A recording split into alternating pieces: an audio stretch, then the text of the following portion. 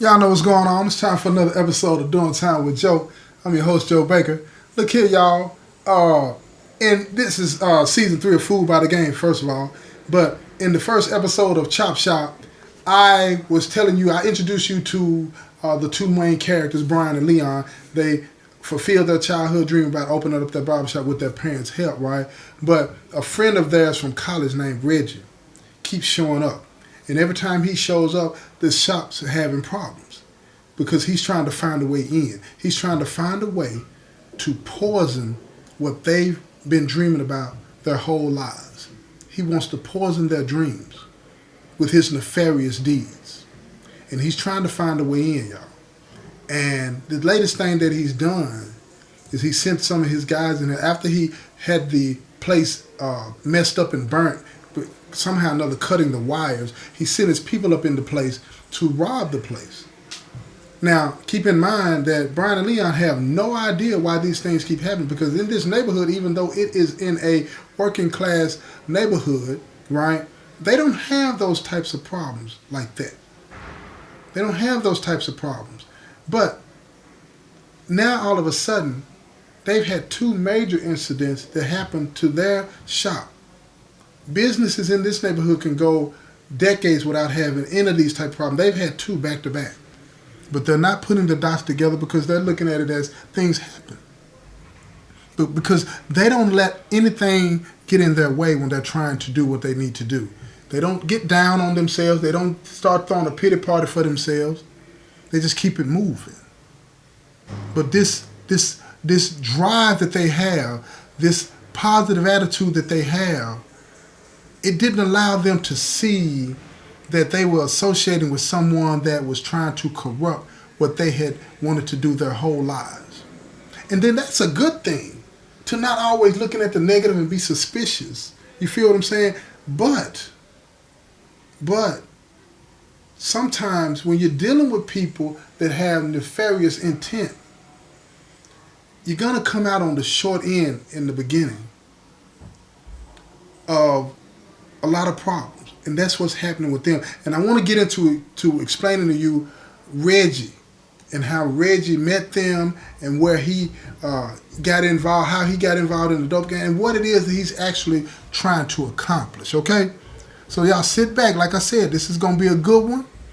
And y'all need to go on and buckle up, man, because it's going down now. This is called Food by the Game, Season 3. And you listening to Chop Shop.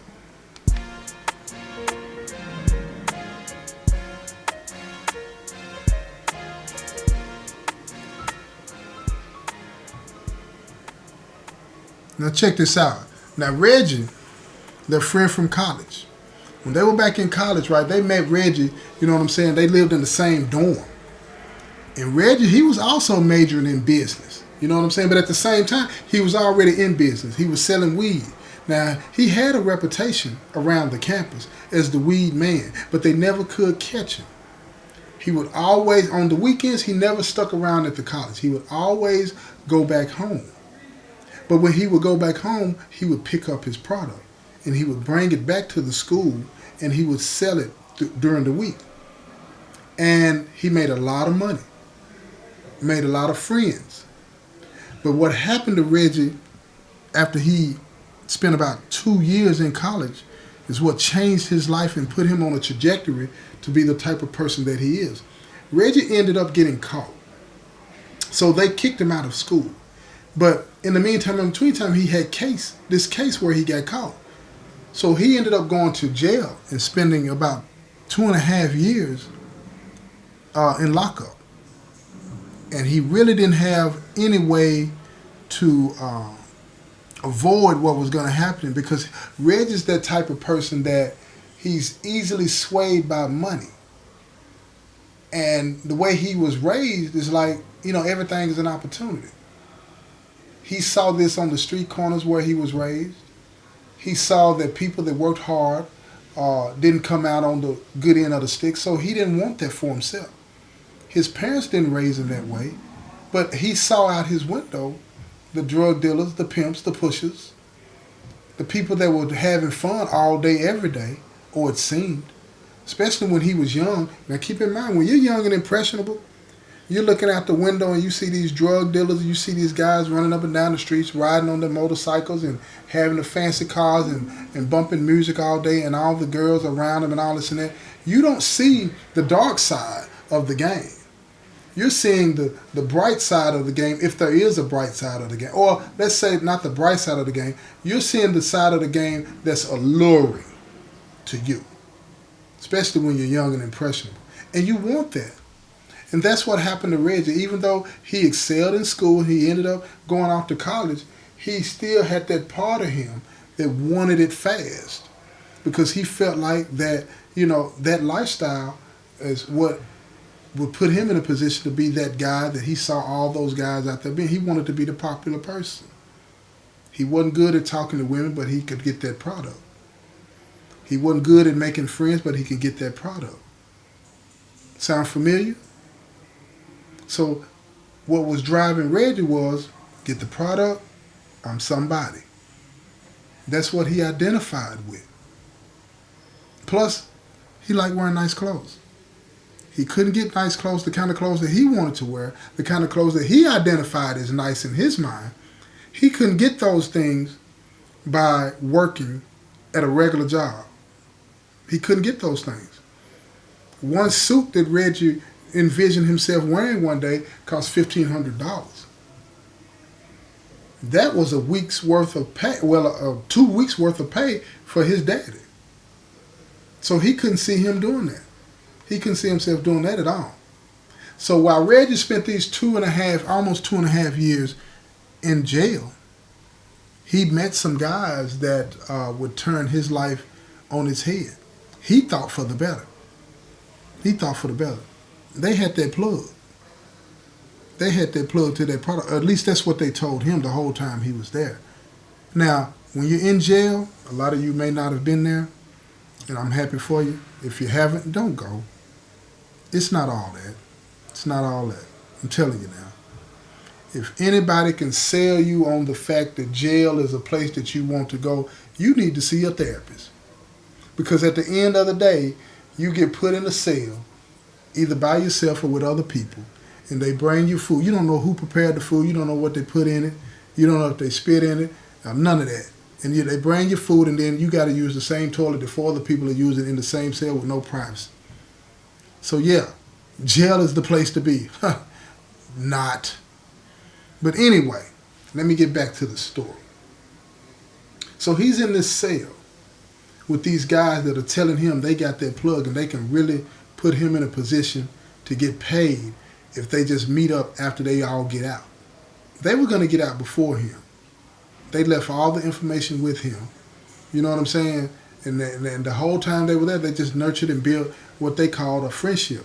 But again, let me tell you something else about those type of relationships in here. Most of them are not those type of genuine friendships. You feel me? Remember that. They're just not.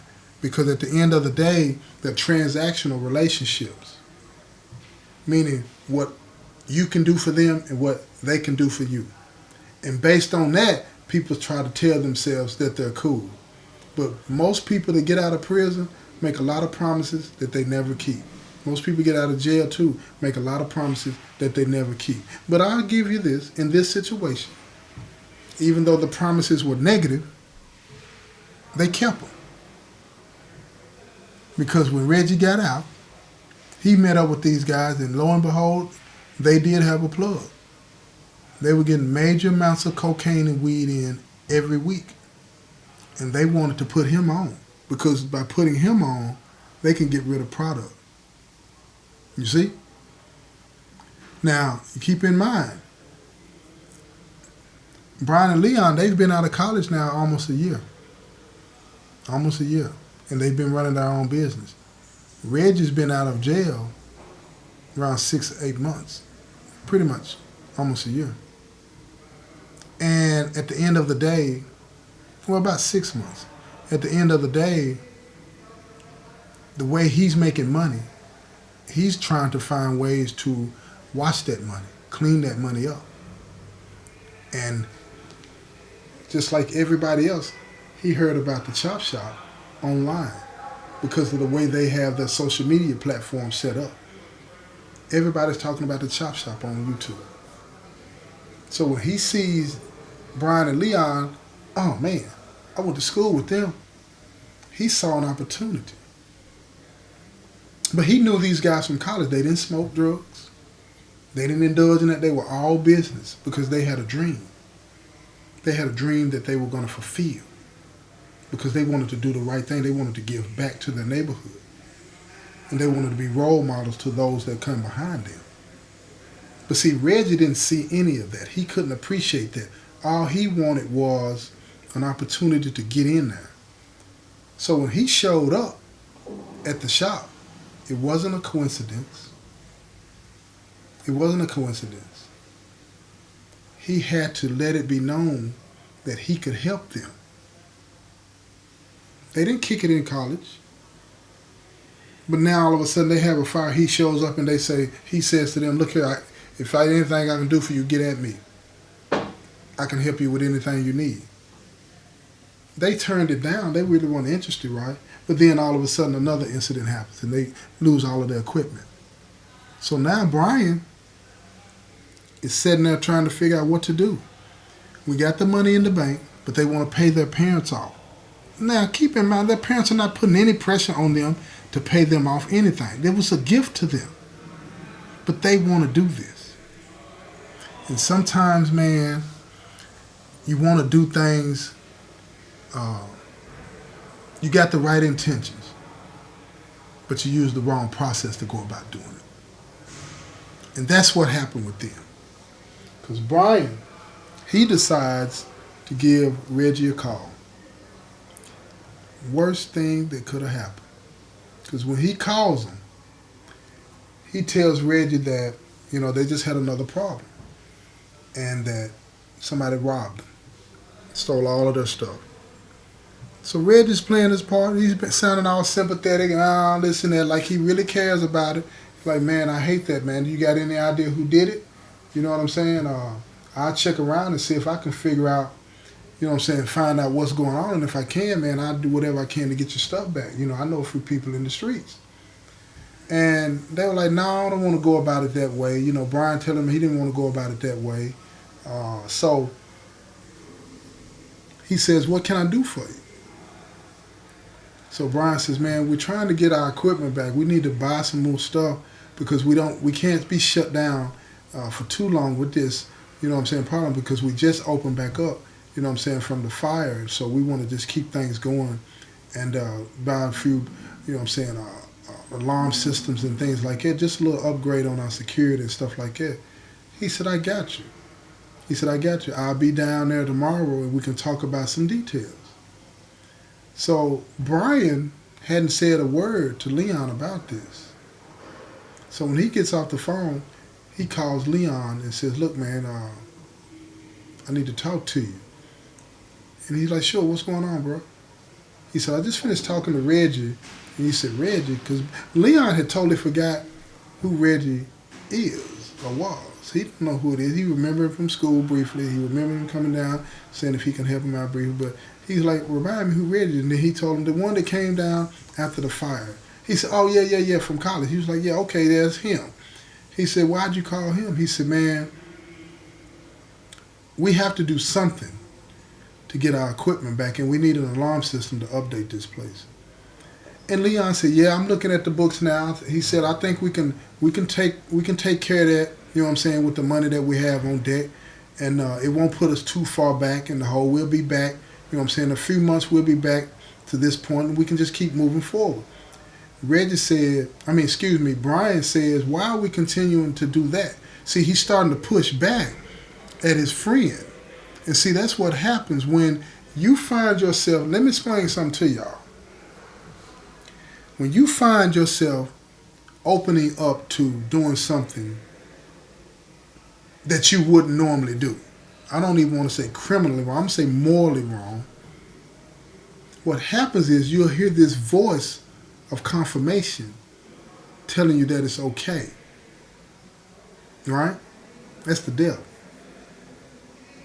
he'll explain to you that devil will make you feel like you've made the right decision with the right intent for the right reasons. So when somebody says something to you that they would normally say in the right way, the right context, you'll push back against them, and that'll surprise them and say, wait a minute, whoa, what are we doing here? I think we can handle taking care of all of that without bringing Reggie in. That's what Leon is saying to him. But Brian has ventured outside of that. It should have maintained its bond between Brian and Leon as far as the business goes, but he ventured outside of that. He knew the rumors that had been circulating in college. Now, keep in mind, he doesn't know the terms of the deal yet, the arrangement yet, but he knew the rumors like everybody else. But he was open to doing whatever he needed to do so that they can continue to move forward. And that's where the problem comes in. So Leon tells Brian, said, man, we can talk about this tomorrow. He said, but what time are you going to be meeting to talk with Reggie? And he said, tomorrow after lunch. He said, will you be there? He's like, yeah, of course I'm going to be there if you're discussing our business.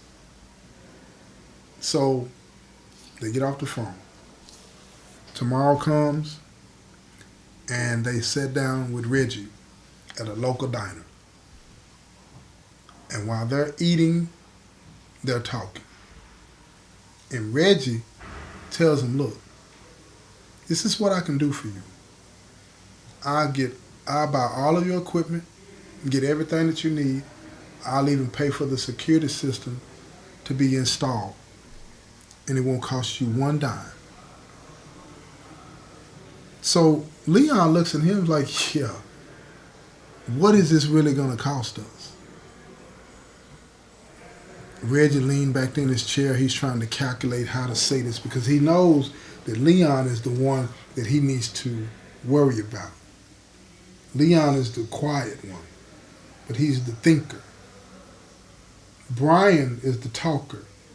He's a thinker too, but he's more quick to agree with trying to do something. Now, he's never been involved in anything nefarious.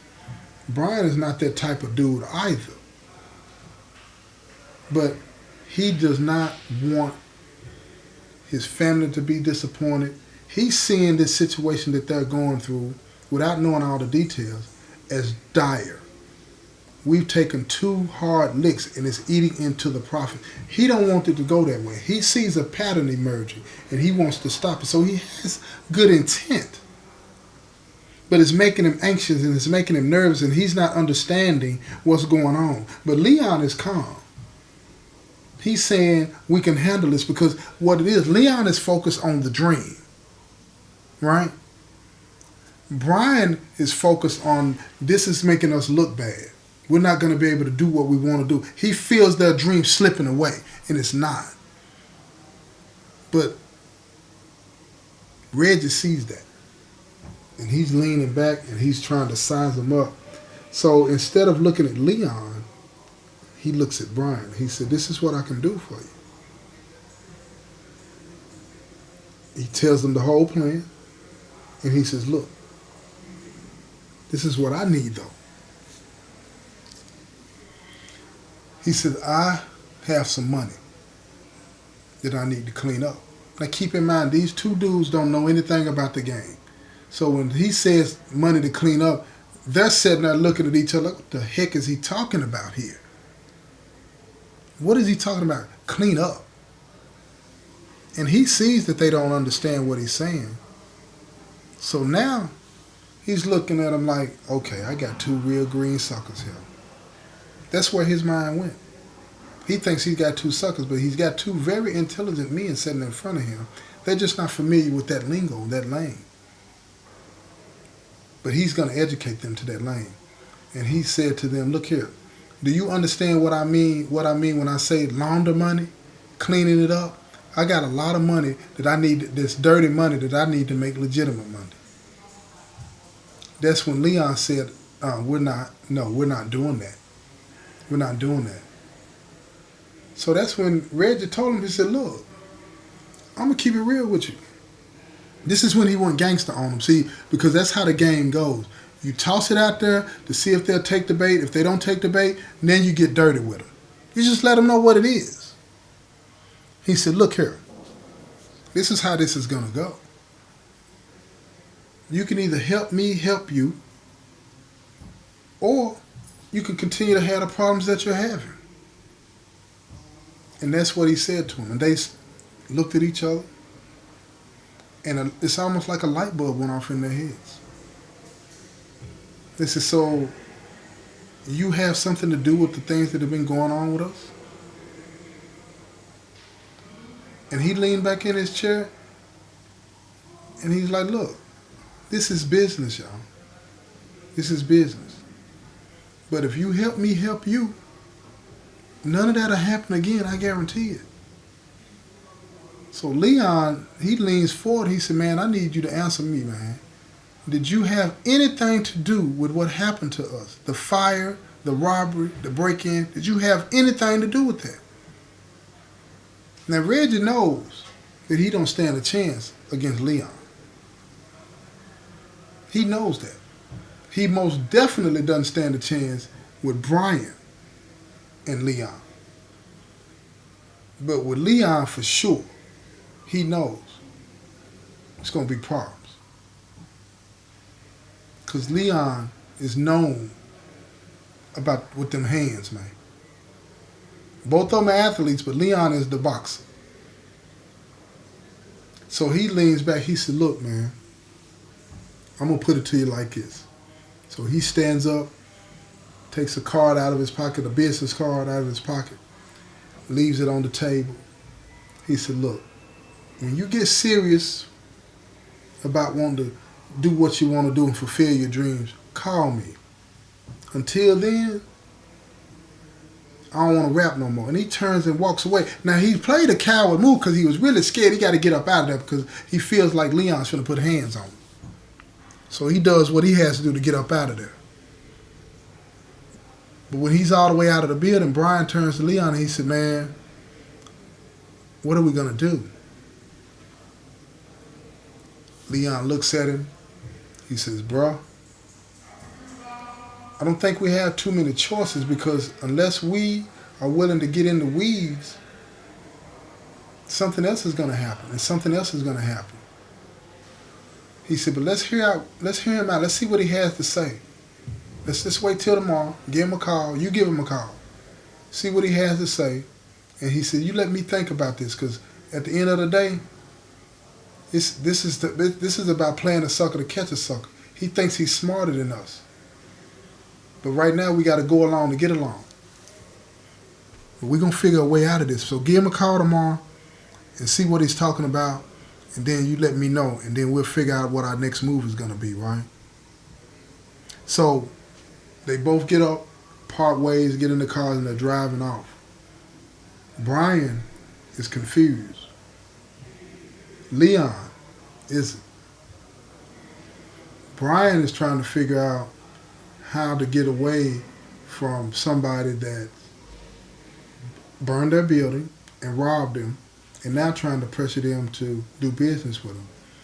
He feels bad for even calling them now. Leon is understanding this. Even though he's not from the streets, he's understanding how this thing goes.